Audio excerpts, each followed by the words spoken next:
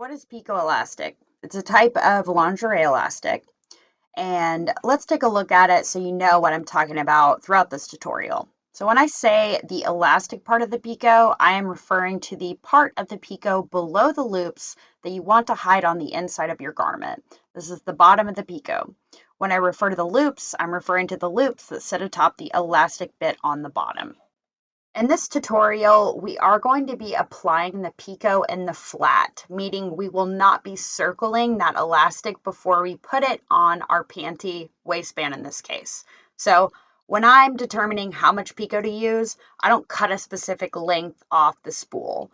I much prefer applying elastic in the flat versus circling the elastic beforehand, as it does take the guesswork out of figuring out how much Pico you should use.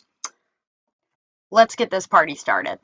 So with the spool of elastic in my lap, I will go to my sewing machine and set it at a zigzag stitch that is 1 millimeter wide by 2.5 millimeters long.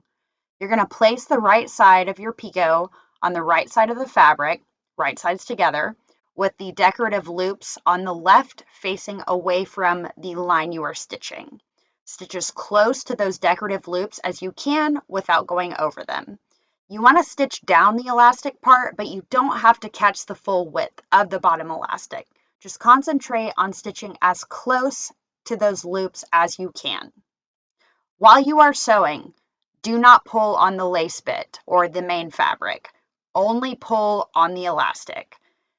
If your machine is having trouble feeding the lace, put a piece of tissue paper underneath the lace to create a guard between the lace and those metal feed dogs. After you've sewn that initial line of stitching, we are going to be grading the seam we just showed. So you're going to want to grade the seam by removing as much of that elastic bit at the very bottom part of the Pico that you can, so the furthest part away from the loops. So this is pretty crucial when applying Pico elastic, because if the elastic that ends up on the wrong side of the fabric is too wide and you don't have it stitched down, the Pico is going to flip over your garment, and that's not cute. So you can also remove lace when you're doing this, or the main fabric that extends beyond your seam line, but be really careful and do not cut your main fabric while doing this, or you're going to be really sad and have a hole in your project. And I may be sad too. We are going to top stitch the lower bit of elastic of the Pico down to the main fabric from the right side, ensuring to catch all the bottom of that elastic.